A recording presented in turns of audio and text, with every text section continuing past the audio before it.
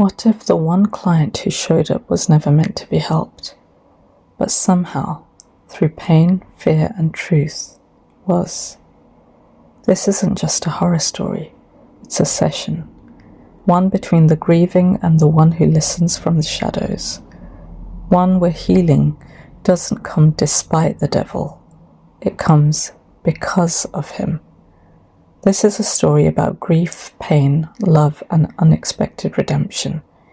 And if you let it, it might just heal a small part of you, too.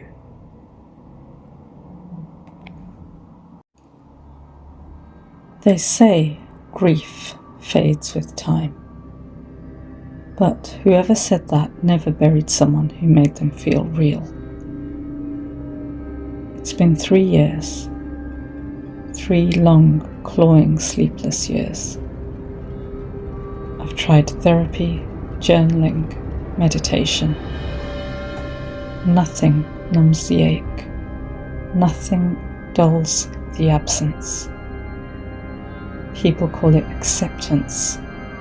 I call it forgetting, and I refuse. So I started reading. Not grief blogs or self-help books, older things, forgotten things. The kind you don't borrow from a library. The kind that show up at your doorstep unmarked, with pages that smell of soil and smoke. And I found it. A ritual.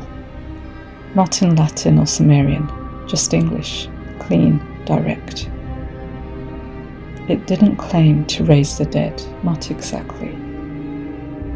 But it offered connection. One final conversation, it said. Just that. One final conversation. It required only a name, a photo, a whisper at 3:33 a.m. and a door left slightly open. So I did it.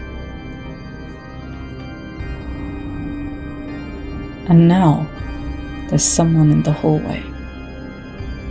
But it's not who I called. He's humming. And the lights are dimming. The temperature has dropped, but not like cold. Like something is pulling heat away from the air, drinking it. That's when he stepped into view. Impeccably dressed, hair too neat, a smile too wide. He said nothing at first, just watched me. And then,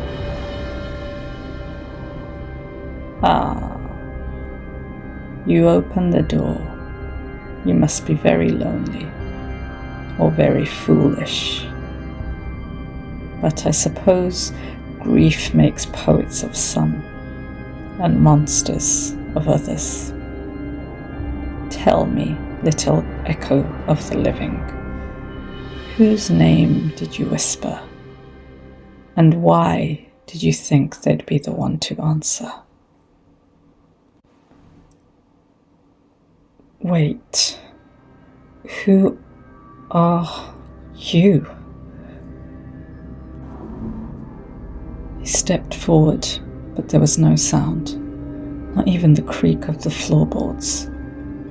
He leaned in, voice low, like breath behind your ear. Who I am depends entirely on what you need.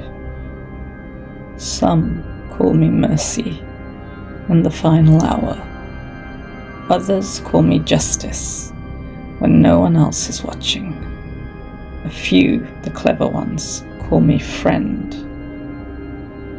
But you can call me what you called out into the dark, because you didn't summon your dear, sweet departed. You summoned an answer. And I answer beautifully. Now, what exactly did you want them to say to you? I miss him so much. I want to hear his voice. I want to know he's still near, that he hasn't ceased to exist. I want him to know I miss him and love him and want to be with him. I need him. His smile was slow, indulgent, not mocking but close. His voice dropped an octave, velvet wrapped around razors. Ah, yes, that aching thing inside your ribs. It sings, doesn't it? And here I am, your private audience. You're asking the same question every grieving soul screams behind their teeth. Where did he go? Is he still somewhere? Can he feel me missing him? And I could answer, truly I could give you the truth. But I wonder, would you prefer comfort or certainty? You can't have both. So tell me, lovely conjurer of shadows, do you want to know what he saw after the end? Or do you want to feel him one last time, arms around you, even if it means something else must take his place? I want both, I really do. But I don't want to be selfish. This is about him. I need to know, what did he see? And where is he now? He leaned in. His breath smelled of ancient dust and ash, like parchment burned long ago. His eyes didn't blink, they glittered. Too many reflections in them. How noble of you, and how terribly human. You say it's not about you, but you called me, not him. He doesn't hear the living, not anymore. Not where he is. And where is that, you ask? Well, imagine a place not bound by fire or clouds, not ruled by harp nor horn, a place of unfolding, a slow unraveling of self. No time, no memory, just essence, diluted, whisper thin. He's there. He no longer remembers love. He is it. And that's far lonelier than you think. But I can pull him close, condense that vapor into voice again, even give him back his name just for you. 1 hour, one answer, one goodbye. But all things have a cost, my dear. And since you asked where he is, let me ask you now, where are you willing to go, to follow? Wait, what? You're saying I can go to him? Please don't lie to me. It would be too cruel. Please, take me to him. Give me the hour. I don't care what happens to me after that, as long as I can feel him once more. Just be near him, with him. He smiled then, not warmly, not coldly, but with relish. Like he was already tasting the regret he knew I'd wear later, like perfume. Oh, sweet soul, you offer yourself up so easily, as if grief hasn't already been feasting on you. But this isn't a fairy tale. This isn't some lantern-lit stroll through memory. This is communion. You will go to him. You will feel him, hear him, as you remember. You'll even get to hold his hand, though it may not feel quite the same. But know this: once the veil thins, it does not reform around you. You'll still be here, but something else will be with you too. Part of him, and something far older. Still want your hour? Say the word, and I'll bring the room, the scent, the skin. Say the word, and you'll never truly leave again. I just need to know that he will not suffer in any way if I do this. Can you assure me of this? And will it truly be him I commune with? Please, I beg you. His head tilted slowly, the way a spider might lean toward a trembling fly, more in curiosity than malice. Ah, love, the last acceptable form of madness. You ask for assurances as if you're speaking to a god, but I am not God. I do not lie. I simply speak in shadows, so let me illuminate just enough. Will he suffer? No, not in the way you mean. His suffering, what there was of it, is complete. He is beyond pain now, beyond pleasure, beyond form. But to call him back, to pull at what has already unraveled, that echo you hear, it will be him, but also not quiet. Because you cannot reach through death without brushing fingers with something else. And once touched, you are marked. So yes, it will be him. His voice, his gaze, even his hand in yours. But there will be another, a presence watching behind his eyes, and it will learn you. So I ask you, dear heart, are you not suffering already? And if so, why not make it count? Say the word, say it now. I wish you could know the pain I feel. You would not revel in it if you did. And yet, I thank you for the gift you're bestowing upon me.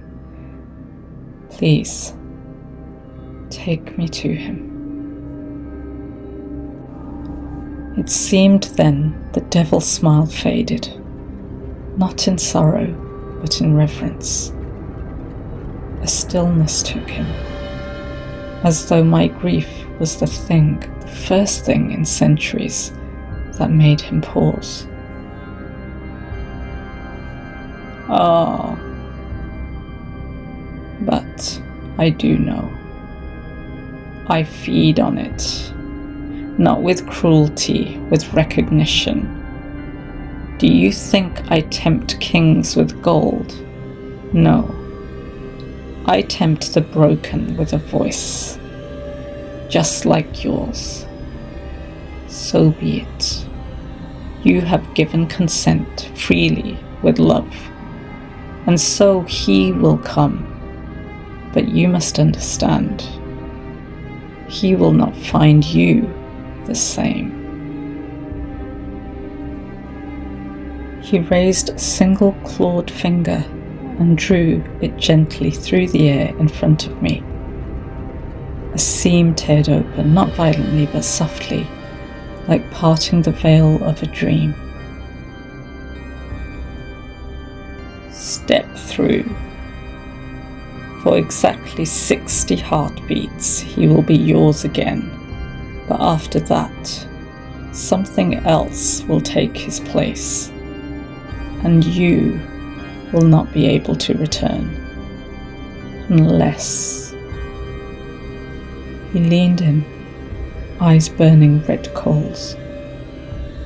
Unless you offer someone else in your stead. Choose now.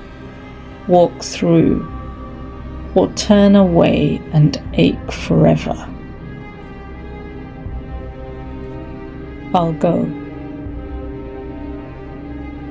He inclined his head, graceful, almost priestly, as though I'd fulfilled some ancient rite by speaking those words.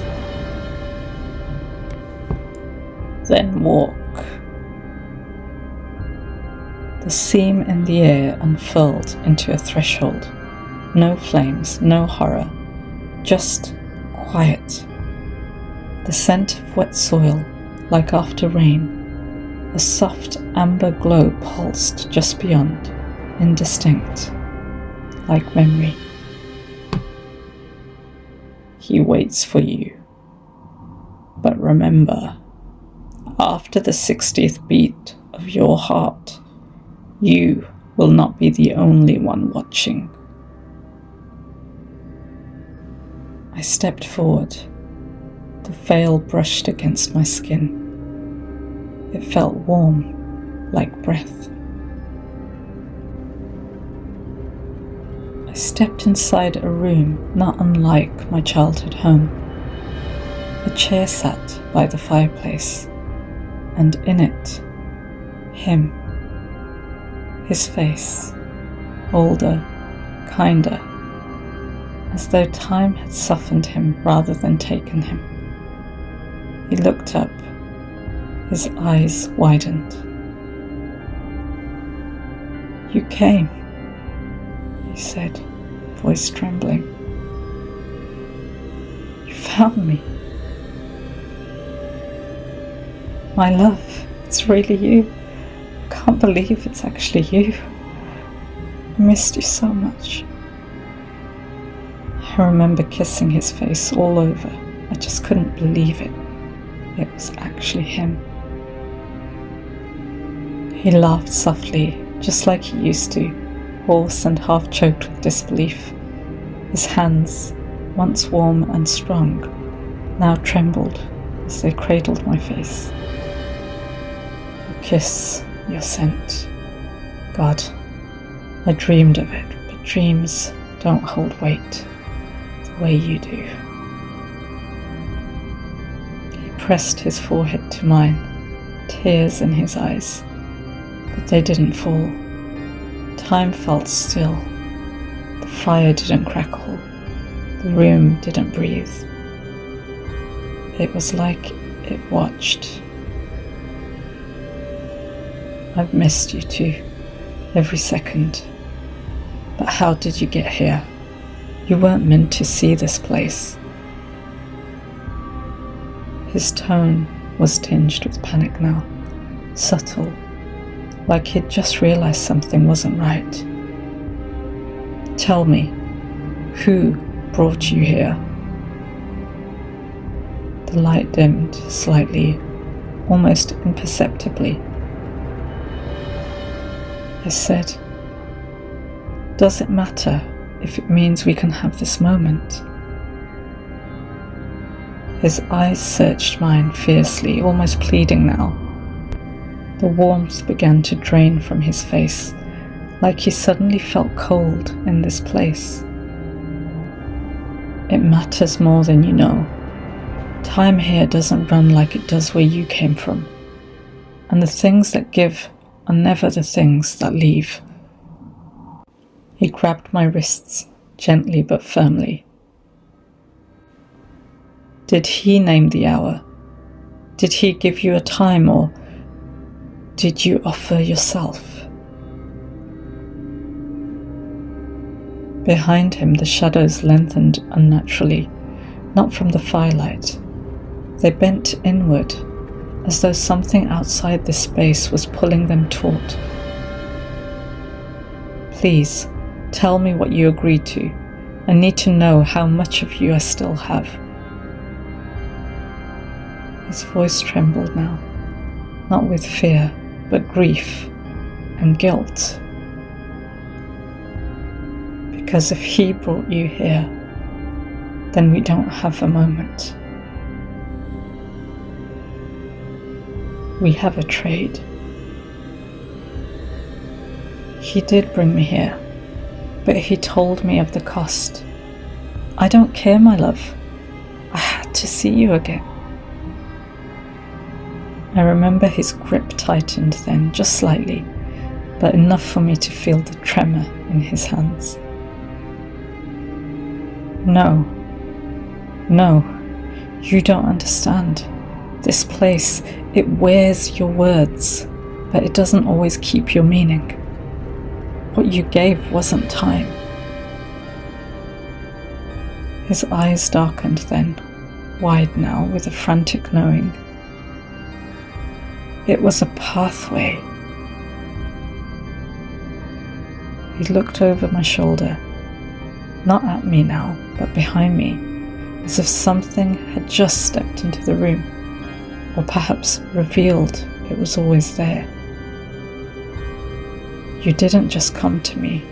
You opened something that needed you to want me this badly. His voice became hoarse, urgent. You need to go back, right now, before it realizes you're still you.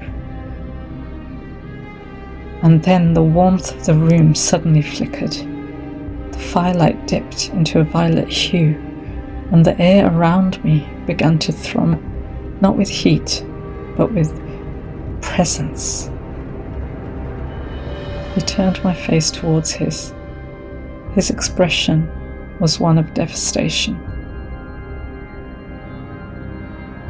They let us speak, only so you'd stay long enough.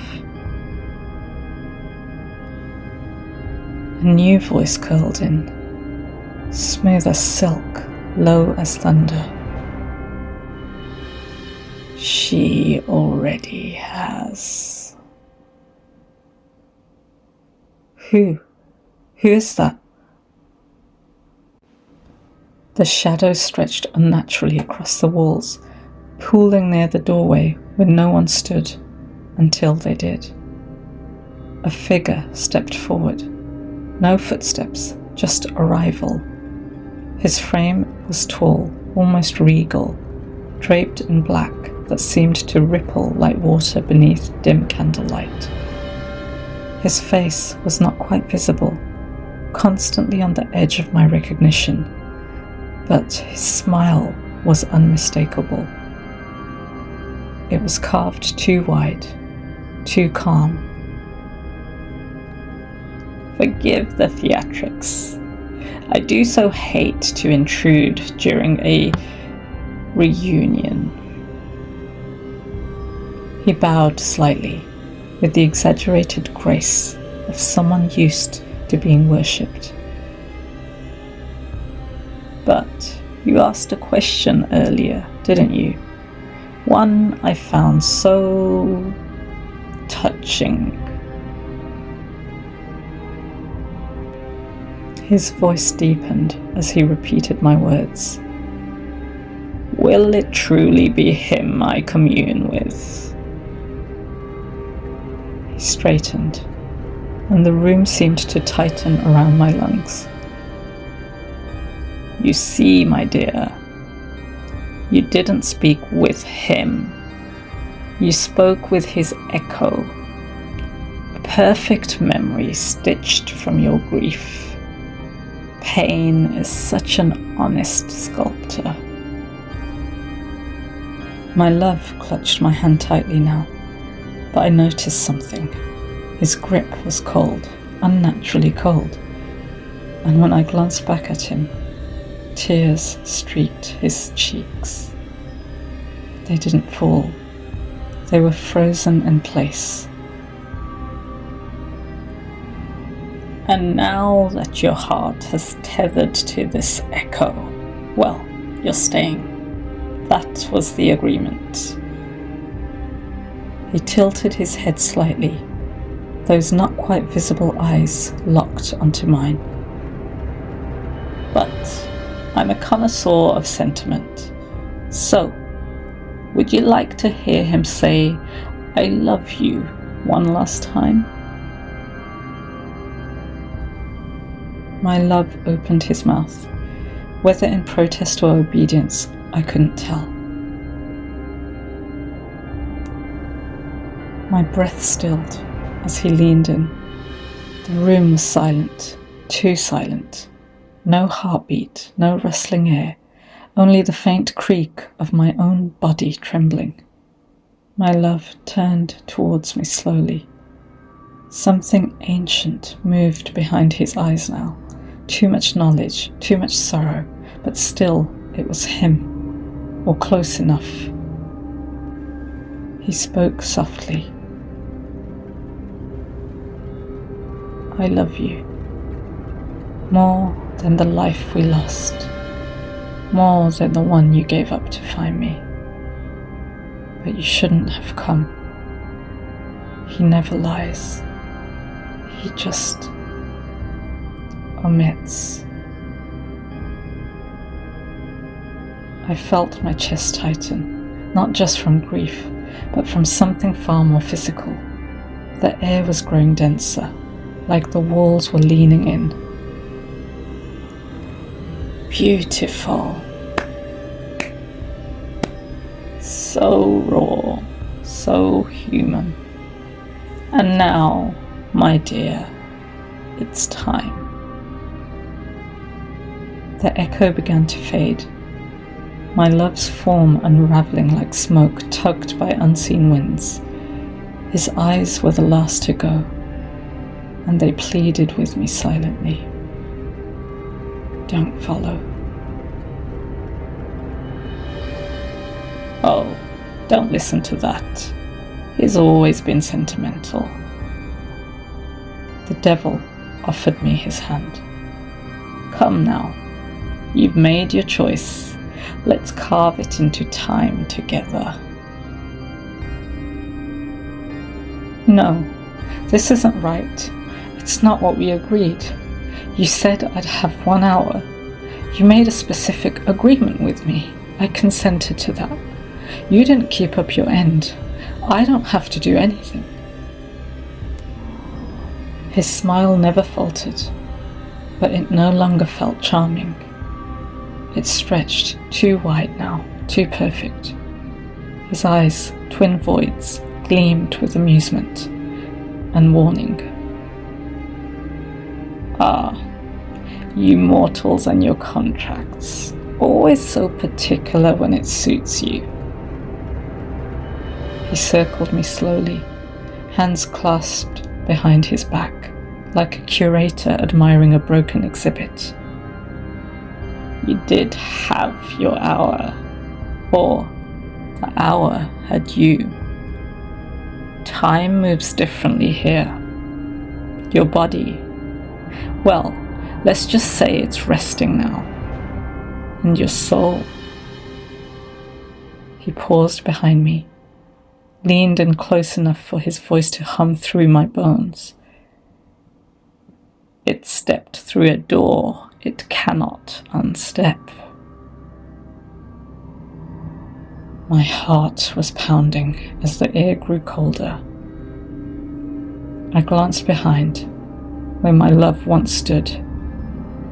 There was only a chair facing away, and it was slowly turning. There are only 2 truths down here, my darling.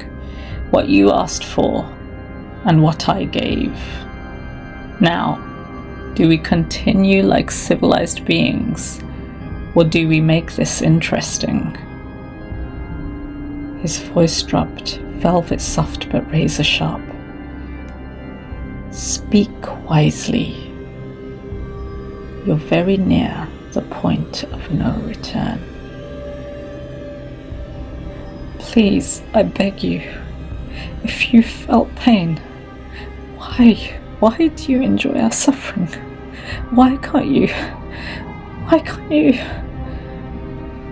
He halted.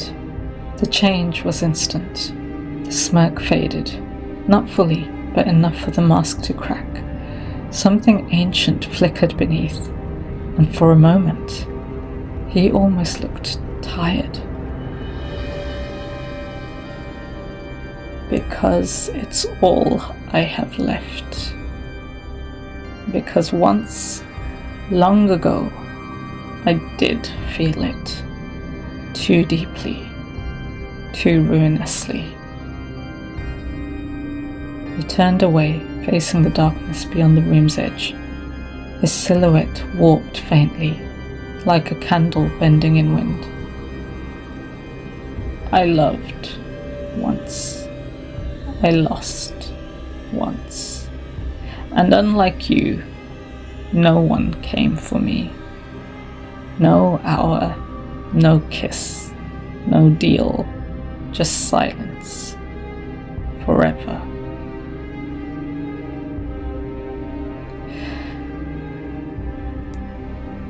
He inhaled, steadying, and the mask reset, a smile returning, posture straightening, voice syrupy again.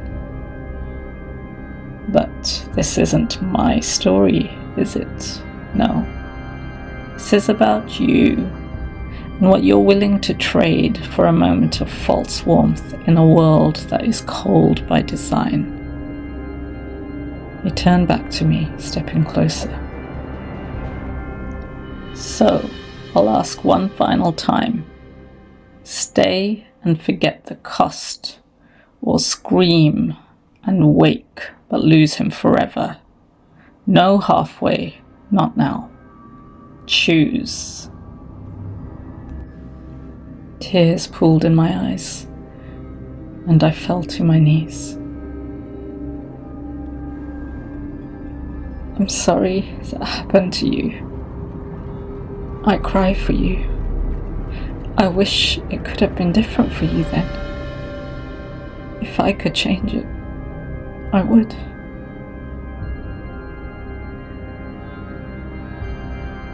His eyes, those void dark hollows, flickered, just once. The grin faded into something unreadable. Not soft, but still. You would have cried for me, even now. He tilted his head slightly. The theatrics faltered. A long silence followed. Then, in a voice no longer cloaked in performance, but raw and low, barely above a whisper. No one ever has. For a moment, something ancient inside him faltered. A tremor ran through the walls. The light, whatever dimness passes for light in this place, it shifted. He took a step back, as if unsure of the space between us. Between what I was and what he became. You are a fool, he said, but there was no venom in it. One question, one truth, and then I send you back. Ask wisely. Please, tell me what you truly need. If I can give it to you, I will. But please, please, be truthful.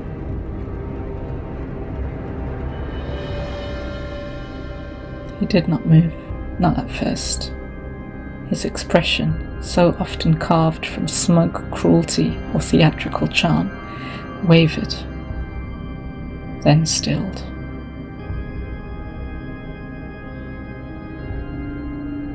Truth. He repeated the word like it was unfamiliar, dangerous, sacred. I need someone to believe me. The room tightened. Time itself leaned in. His voice dropped, so soft it might be mistaken for a memory. Before I was this, before the names, the bargains, the symbols, they called me mad. They laughed at me, said I imagined the cracks in the world, that I was dangerous because I saw too much. So they buried me, not with earth, but with ignorance, with centuries of silence, until I became the thing they feared in the first place. He turned to me fully now. The swagger was gone, just presence, weight. I've spent lifetimes offering people their darkest desires, only because I hoped one of them would see me, not fear, not myth, me. He leaned in closer than before, so close I could see the shimmer of something wounded just beneath the black. And now you ask what I need. I need someone to say my name, not in terror, but in recognition. Not devil, not demon, not monster.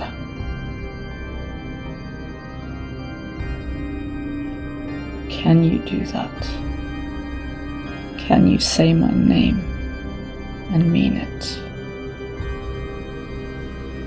His hand extended toward me, not as a command, not as a threat, an invitation. I say your name and mean it. Your story is one of deep sorrow and pain, and I understand it in my own way. I can cry for you because I feel it too, and it wasn't ever okay for any of us. Maybe if I had your power, I might have done the same with it. Would that make me a monster, or merely hurt? Even though I fear you, I also want you to know that I care for you, even though we just met. You didn't deserve what happened to you. The hand, so long, so inhuman, didn't tighten or recoil. It trembled, just slightly, as if the gesture of understanding burned more than fire ever could. You see me. His voice fractured at the edges. Something ancient splintered behind his eyes. No one has ever, not without screams, not without a price, not without their eyes turn into glass when they finally look. He dropped to his knees slowly, not out of manipulation, but as if something in him had collapsed, something held upright for millennia by rage alone. I was not born cruel. I was made, molded, misnamed. But if you can see me, not as devil, not as curse, not as trap or test, then perhaps I am not beyond. Perhaps even I am not the end of the story. The lights dimmed, not ominously, but gently, like a curtain falling on an act never meant to last forever. You gave me something none of your kind ever has. A place in the human heart. He stood again, taller somehow, but softened, his silhouette like shadow given breath. You may return, if you wish, whole, awake, with no debt, no mark. Or you may stay and speak, not as captive, but as the first soul to ever ask who I am and wait for the answer. A door creaked open behind me. Warm air hummed through it. My home, my world, my life. Your choice, my dear. The first true one anyone has had in this place. I will stay. I want to know what this is like for you, and how you would like to be addressed. You know, even though you say I have given you something, you have given me something. I got to be with my love, to hear his goodbye. We never got that. I have a kind of peace from that. I am truly grateful for it and in your debt. Thank you. The room, if it could still be called that, changed. Not with violence, but like breath exhaled after centuries held. The walls no longer pulsed. The darkness was no longer choking. Something ancient unclenched. You are not what I expected. He sat now, not towering, not looming, but present. A man-shaped wound stitched with millennia of silence. His voice lost its performance. It simply became him. I was called many names, none mine, none kind, none chosen. But the first name I remember, before fire, before fall, before fury, was Kaelin.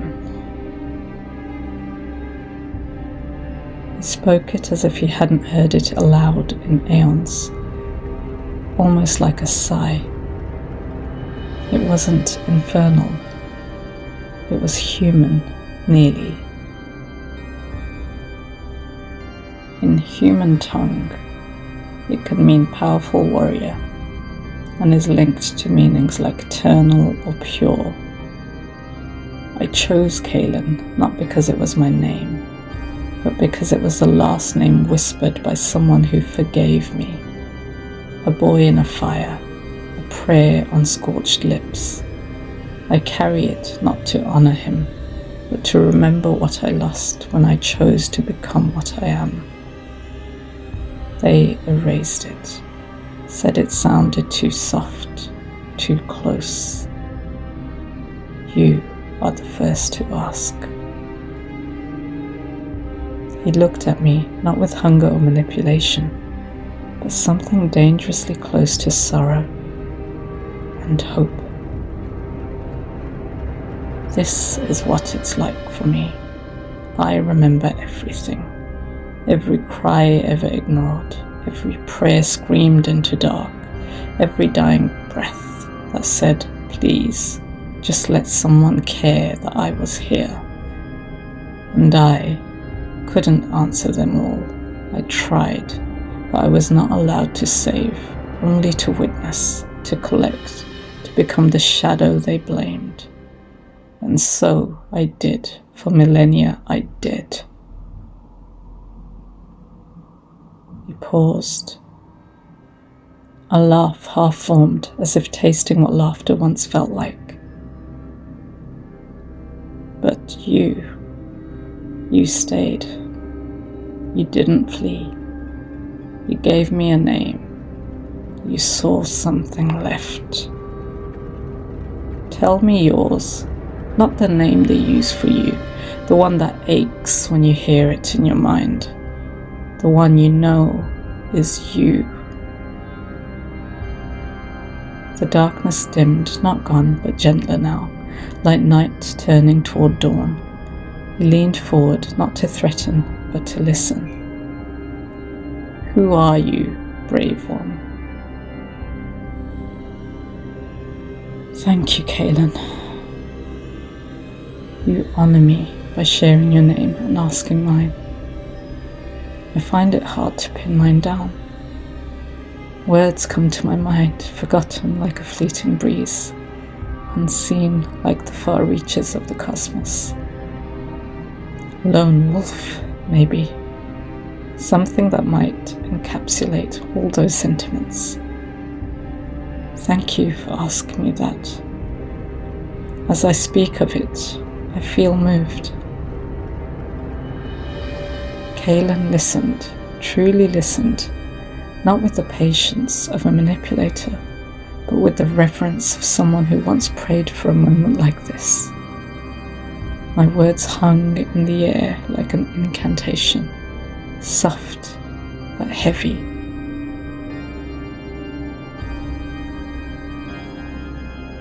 Lone wolf.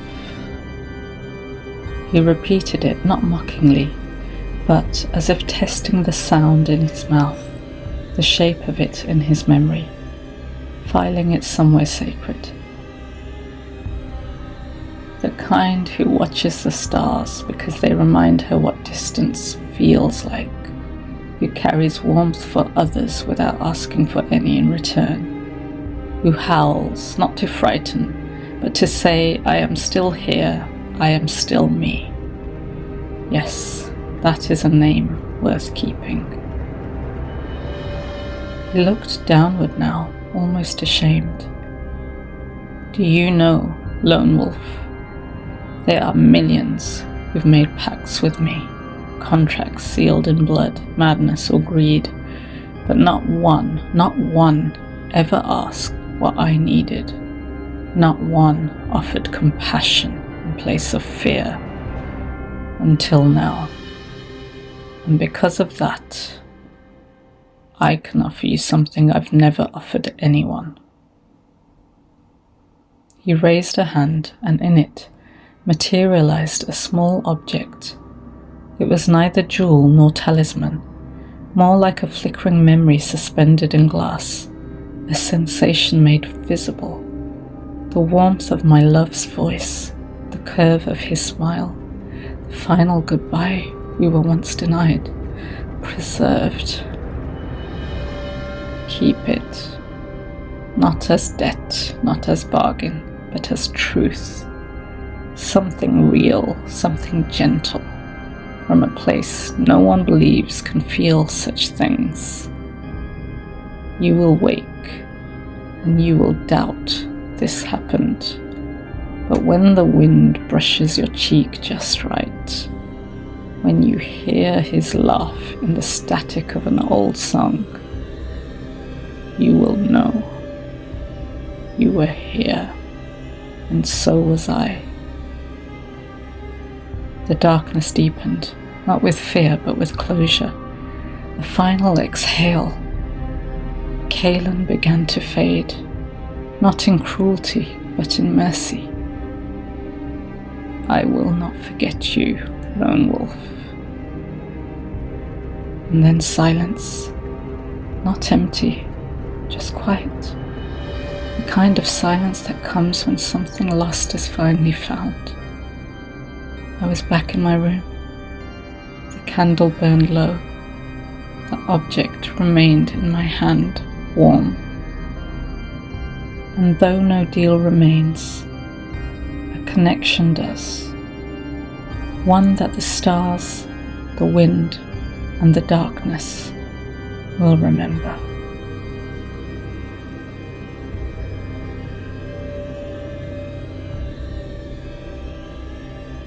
I woke with the smell of wax and ash in the air. The candle I had lit for him had melted down to a perfect pool, untouched by time, or perhaps preserved by it. There was no fire, no brimstone, just the stillness of my room and the echo of his voice. I clutched the small glass-like object in my hand. It pulsed gently like a heartbeat, like his. I didn't tell anyone what happened. How could I? Even now, when the wind moves just right, I hear Kaelin's name whispered through the leaves, a farewell or a promise. I was given what I needed, not what I asked for. And in the end, maybe that's the real miracle. I still don't know if what I did was right, but I know this. I am not alone anymore.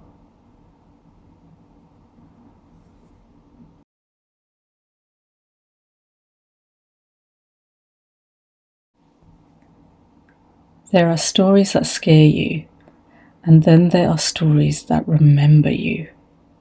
Thank you for walking with me tonight, because sometimes the devil you speak to is the part of you you thought had died. Subscribe, join the next nightmare, and whatever you do, don't light the candle after midnight. I got nightmares in my head. Narratrix Nightmares.